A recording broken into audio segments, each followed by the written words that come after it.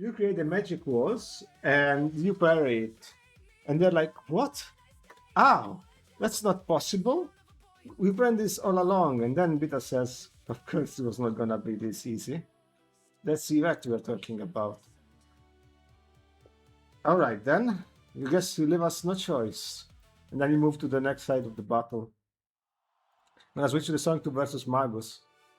They fall down, and then you have to roll for initiative again.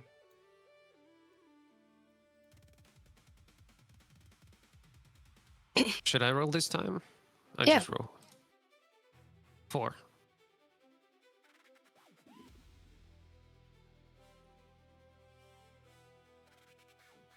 4.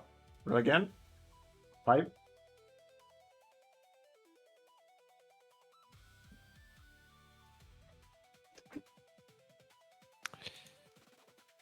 Yeah. Not so good. Shit. Okay, so they go on and try to attack again. Okay, so this time Beta tries to grab Vol with one of her chains. 4. Physical confrontation. Okay.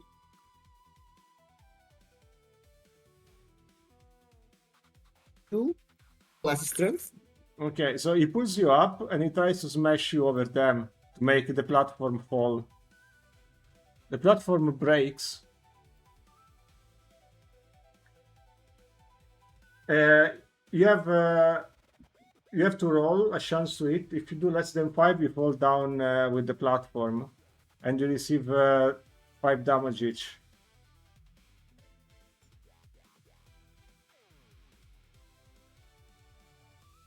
Okay, I roll a 4.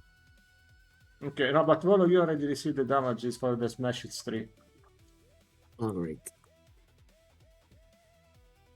So okay, Lydia and Yvette, you have to roll. Oh, really? Yes. Oh, okay. A 2. I did that too. Yeah, same. Okay, so you both receive 5 damage. Mhm. Okay.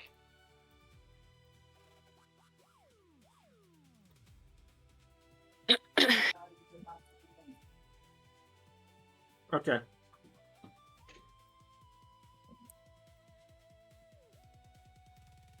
And then Beta is like, okay, it's time to finish you off. And then you, from above, you hear a voice that says, enough! Give me a alertness check. Everyone? Yes. 4 4 plus 2, 6. 1. plus 2, 4.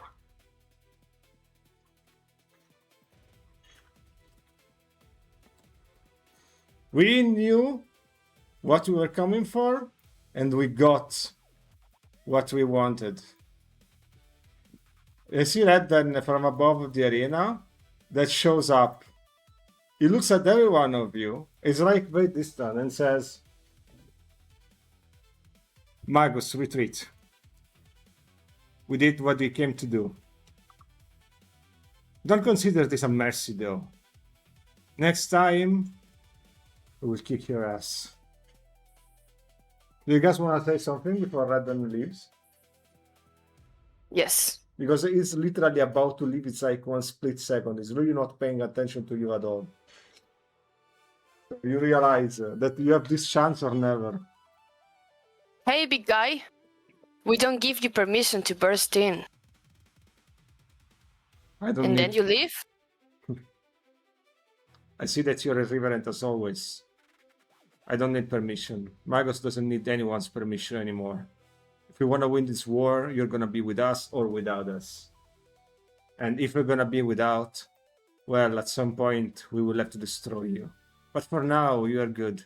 What you're doing, well, it's actually doing something to help us purpose. So this is why we will let you live.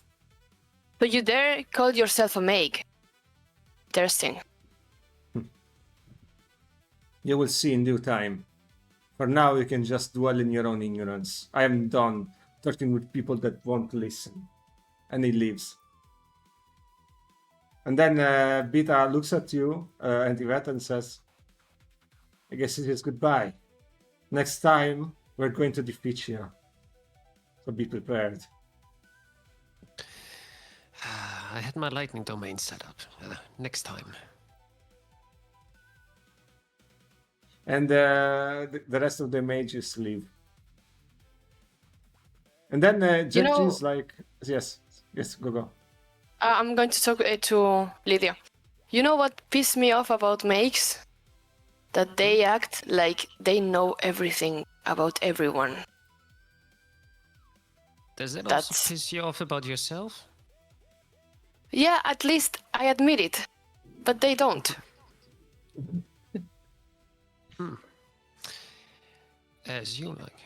And Elise jumps into the discussion, looks at Yvette and says, yes, you're absolutely right. And that's why we need to show them why they are wrong about this. Let's take this victory, or a stalemate, how we should call. Because there is no way I'm going to let my little bro win. I'm gonna remind him that I was born a few seconds before him. Yeah, you know, if they had stayed in the fight for just a few moments longer, I would have been able to use something. What do you I mean? would have been able to use my lightning domain against them. Maybe Well, next I guess time. we'll have to. Yeah, we have to wait until the next time. And then Sora jumps in and says, wow, you guys are so cool. You are so strong. Damn. I need to tell June about this. Alright, I think that you know June already on the Dragon Gang. Yeah, a bit. Yes. Yeah, actually. Uh-huh. I Tell see that, her. right? If not, I would do it. Oh well. Actually, she was my girlfriend. I guess after 10 years, a lot of things may Yes. have passed. I mean, you ghost her, so. Yeah, I Sora- will have to explain her a couple of things. Sora goes on and says, what? Okay, no time to talk. Let's go back. And then she leaves. Okay, let's go. Then she goes for the outside. As you go out of the arena, everybody's like very disappointed that the fight didn't end, and they throw tomatoes and stuff. But she was like, "Boo! You suck! You won just because they're a tie." Imagine bringing tomatoes to here, losers. Yes. And Litz grabs some of these tomatoes and is like, this might be useful for the kitchen. Ransom might be happy. More. Oh, we are that poor? and No. it's like, yes, we are. No, didn't we have like some bazaar or something nearby where we could buy supplies? Maybe Or now is a steal? good time to do that. No time. We have to advance to the tournament and we have to win. I don't care if I have to start for this. Let's go. Come on. And then you get brought back to the ship. So the next song is gonna be the Seiryu Tower. So you go back to the ship, and inside the ship, finally there is all of you, and Samira and Solomon are still missing. At this point, you are starting to fear that they might actually, died or something. I don't know. Nah, we would never think that. But they are not there. And you go back to the main room, and then Grammar is there playing video games like before. And it's like, and Sarah Jones is like, "Oh, what games are you playing?" I'm like, "Oh, this is fighting games, so cool." It's like, "Can I play?" It says, "No." "Can I play?" "No." "Can I play?" And they go on for a little bit until June shows in the ship. Followed by Hey, and they say, "Hey, we won. We saw what happened in the tournament. Not exactly the most flawless victory, but seems like you did what." And then there is a moment of silence. Uh-oh. A awkward moment of silence, where Sora looks at June. June looks at Sora, and Sora looks at June, and then Sora says, "I can explain." And then June takes one of the chairs and throws it at Sora that she dodges. And she says, "What the hell are you doing here? Putting yourself at risk. I saw you in the tournament. What?" Okay, I I want to don't get do in between. anything. I'm sorry, Jones. He was trying to help me. And And she's like, of course, you after 10 years? And then she just jumps, gets close in between and says, gives you like a good look. You realize that she got a little bit older, but she aged like really well because revamps don't really age as humans do.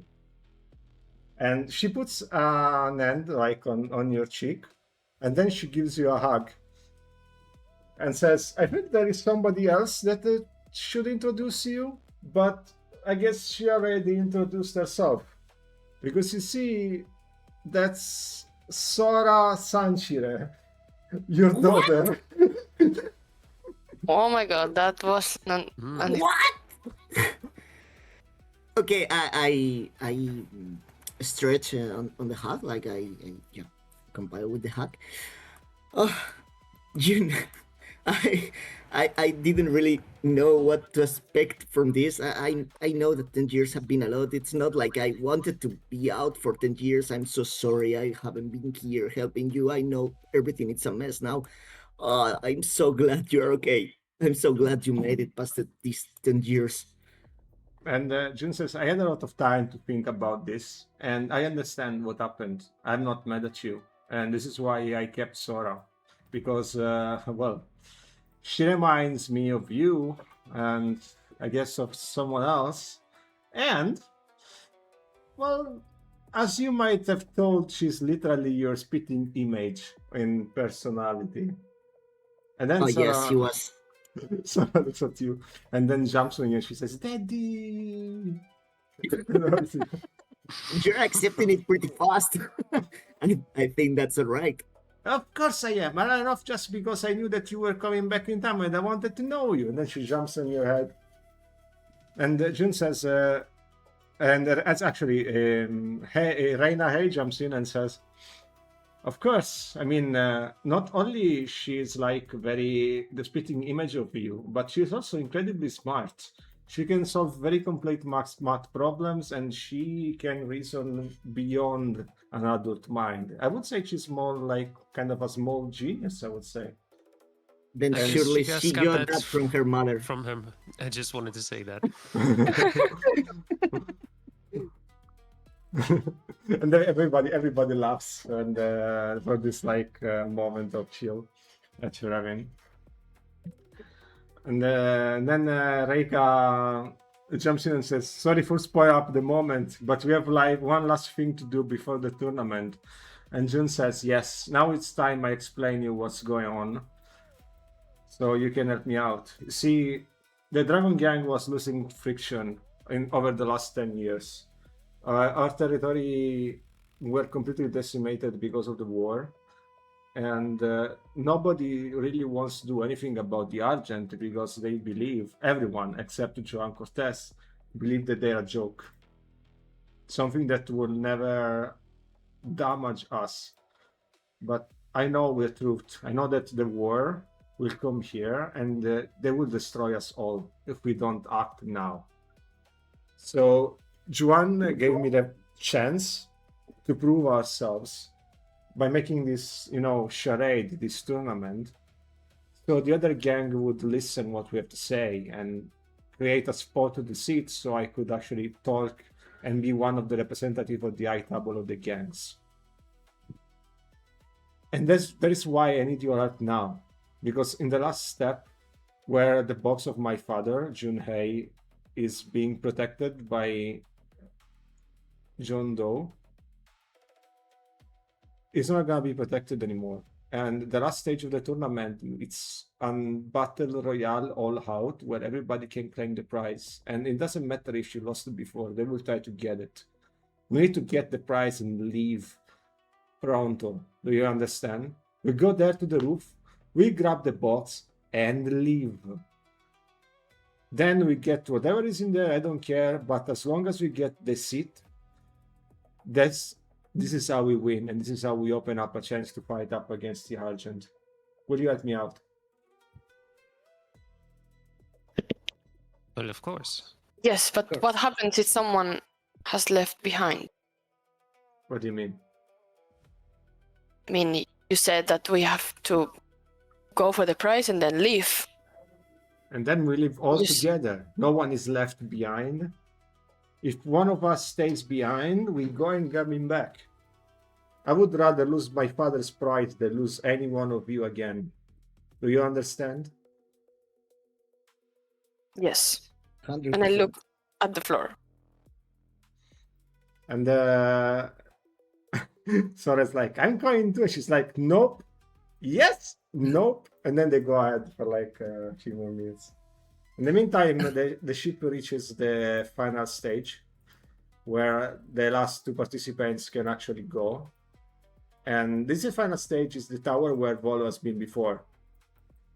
This place, June explains as you walk in, is the Seiryu Tower. This used to be the original headquarters of the Dragon Gang, and this is where my father was ultimately killed by Gemma and White Crow. We need to be careful, because after we reach up the roof, and after John Doe leaves, well, a giant storm of people might just go and fall on us.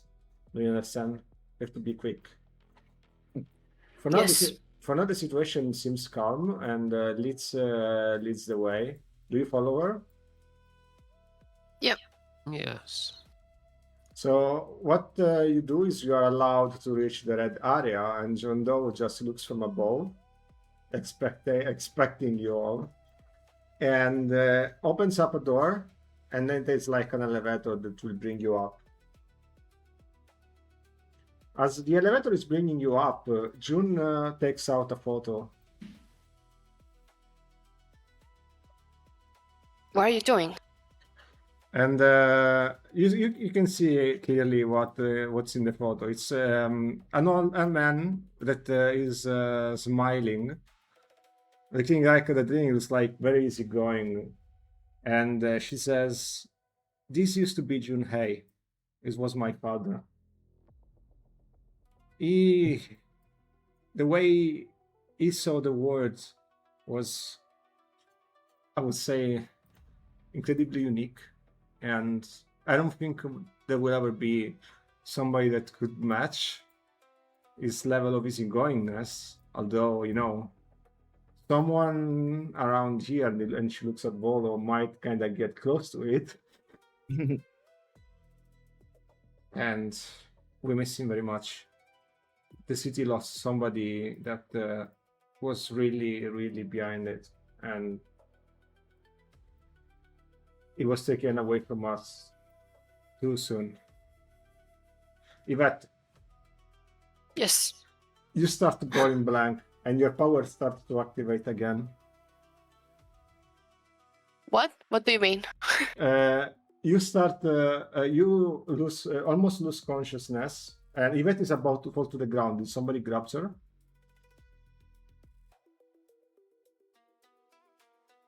Yes, Okay. please. Someone? Yeah, myself. How many seconds did it pass? Okay. So at the last minute, you grab Yvette before she falls down to the ground. And Barely. yeah, and you start traveling with your mind, reliving a specific memory. The memory is of the same old tower, and you are on the roof. You are not actually there. It's like you are watching somebody else like story, or like something that happened in the past. Okay, similarly to what happened with Blackwire and Solomon. Yeah. Song is the dream of Junhei. And you see this man sitting on the brink, like looking at the sky and looking at the entire city from his own perspective. And he's chill. He has like this drink, and he's just enjoying himself. He has like these sandals and these clothes that are kind of loose. And it's singing a little bit within himself. And he says, what a beautiful day it is tonight to do absolutely nothing and be free. This is the life. I just wish they would understand. And then the voice of a woman shows up from behind and say, yes, but they are very young. It will take like a lot of time until they can understand what is your actual thought about this. I understand that, you would like to protect them, but I guess it's time you tell them the truth, I will not be here forever, you will not be here forever, and this town is merciless. And that woman that shows up is Midnight. She shows up and just sits next to him and says, tomorrow there will be the encounter with the White Crow. Have you made the necessary preparation? Gemma and the White Crow are getting exponentially bigger. If you don't do something now, they will kill you and take this part of the town, and then the city will be doomed. We are the third strongest gang of the entire nation of Cortesia. You have responsibilities. And he says, no, I don't. This doesn't matter. None of this matters. You know what matters? And then he points out at the sky. That matters. The infinite and the freedom. Me, you, we are nothing compared to the great vastity of what is out there. We live here for so much short time, and whatever we build, whatever we try to live, it won't last. So we need to do what we can do best. Fly, be free, be happy. And that's what I want to do. I want June, I want Liana and Reina to be happy. So let me keep this secret for a little while with you. And Midnight says, fine. But I want to see you again after this deal tomorrow, okay? And he says, of course, I am invincible after all. And they kiss in the night of the sky. And as they kiss, there is a bunch of assassins that show up from all around the area. And they try to attack Sora, and Sora says, see, those who are too busy looking at the ground, they will never be able to see what's ahead in the sky. And then the rest of the members of the Dragon Gang take these assassins coming up from above, and they completely destroy them in 2 seconds, and they fall down like fallen birds. Your wings and your heart are what makes you a man and what makes you happy. Never close yourself into a cage. Fly and be free. And then the memory ends. And they return back to the present.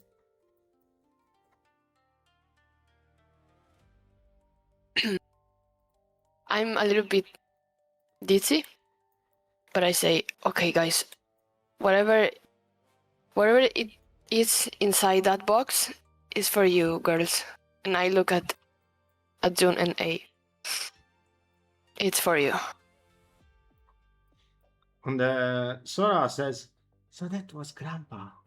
I understand. Lydia, you literally heard what she said between herself. Probably you are the only one that actually heard what she said. You realize that Sora is plotting something. Okay. I'm keeping an eye out. Okay, so the elevator finally reaches out to the floor. So you can move yourself to the floor.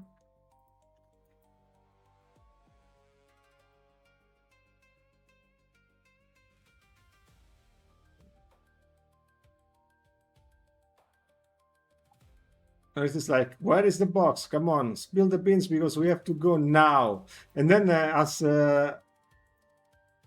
while you are on the top, you see that there is like a pile of at least 50 bodies all around here, and it's literally covered in blood, and it's sitting on the box like it's nothing. And he looks at you and says, are you ready to claim the prize? Jun looks at all of you and says, Yes, we are. And Of then, course. And then John Doe says, very well. What happens to the price now? Well, this is up to you. And then he quietly leaves and goes away. And you are there with the box. And the first thing that happens literally 1 nanosecond after is that a huge helicopter shows up. The song is called Dragon Six Crows.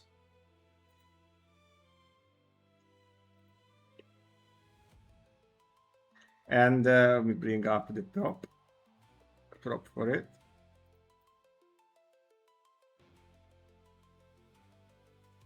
Okay. I don't know where I put it.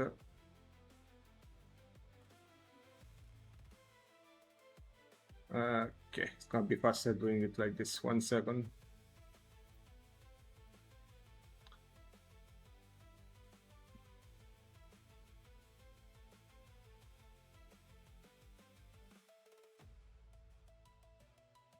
So you see this this giant vehicle with the white crow logo on it, and a bunch of crows showing up that you realize are the same gang, from the same gang of Gemma, and their clothes are damaged, and they say, finally, we've been waiting all this time so we could finally get the prize. And you realize that the prize is stuck heavy on the ground because some kind of magic is blocking it from being moved right now. What do you guys do? Oh, Yeah. I want to protect the box. I jump in here. Okay, you jump in there, and more crows shows up. And this was one of the lieutenants that you actually defeated. Yvette, you remember this woman because when you were defending the main hall against the entire army of the crows while Volo was defeating Gemma, she was one of the people that you actually defeated, and you remember she says, finally I can get my revenge of you. We have been plotting this for so long. And among them, there is also like a small army that is inside the helicopter that they are jumping down in the meantime. And from your shoulder, Yvette, cloud of nanomachines materializes. And then Gavron appears and is like, well, if that's not a bunch of old friends. What do you guys do? Governor. I open my eyes like really wide. Gavron, you shitty bastard. 10 years since the last time. See? And it's like they're taking out this drink and it's like, yes. Seems like there's something incredibly valuable inside that box, and seems like I would like to have it. Because why Well, not? I have it. Exactly. And then he just snaps his finger, and the helicopter of the crows gets damaged. And you realize that at the same time, Samir and Solomon pop up from out of nowhere, and they were preparing a counterattack to hit the helicopter once he showed up. And Solomon says, "Now it's the time!" And then they rocket launcher the helicopter, and the helicopter falls down. Thanks to the assistance of our two old friends that were went underground, well, we have neutralized the helicopter. Now I think that you can handle the rest, right, Yvette? Sir, trust me. And I wink. And then they're like, Gavron, you bastard! You already screwed us over? You'd like to screw us again? And he says, yes. And he disappears. So, to the rest of you, what's it going to be? You want to get smashed or you want to run away as well? Well, it seems like we are not the only ones that would like to get the prize. And then you see that there is a lot of gang members that are gathering around that hour. A lot of them. And you are starting to feel